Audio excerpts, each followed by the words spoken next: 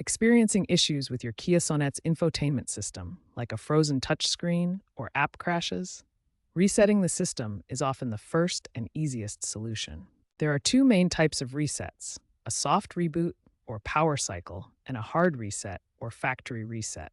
A soft reboot restarts the system without deleting your data. Simply hold the power button on the infotainment unit for 5 to 10 seconds until it shuts down and restarts. A hard reset restores the system to its original factory settings, wiping all your customizations, apps, and paired devices. Access the factory reset option through Settings, General, Reset. Remember to only perform a factory reset if a soft reboot doesn't resolve the issue, and always back up important data beforehand. Ensure your car is parked and in accessory mode to prevent data loss during the process.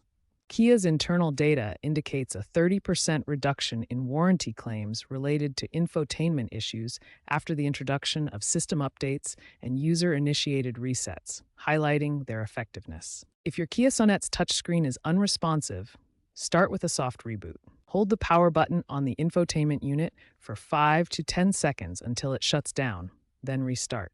If that doesn't work, a factory reset can recalibrate the screen's sensors. Access via Settings, General, Reset. For persistent touchscreen problems, especially in models manufactured before 2024, hardware wear might be the cause, requiring dealer intervention. Recent Kia software updates, including the Smart Reset feature in the Settings menu, automate reboots for minor issues. As of 2025, Kia has also integrated over-the-air updates to address touchscreen calibration errors and other bugs. While resets are effective for most software-related issues, they won't fix hardware defects like a faulty digitizer. If you've tried both soft and hard resets and the touchscreen remains unresponsive, it's best to consult a Kia service center.